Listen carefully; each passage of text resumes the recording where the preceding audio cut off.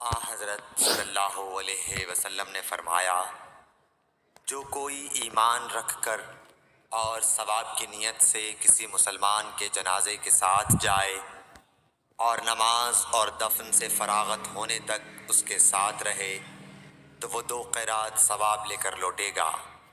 ہر قیرات اتنا بڑا ہوگا جیسے احد کا پہاڑ۔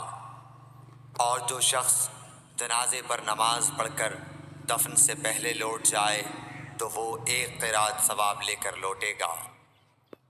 صحیح بخاری حدیث نمبر 47۔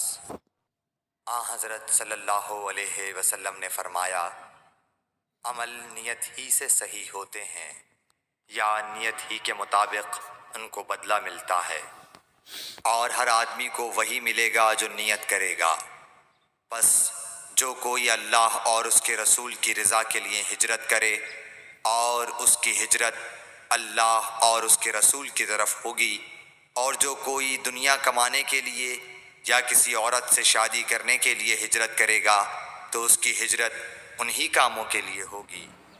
صحیح بخاری حدیث نمبر 54۔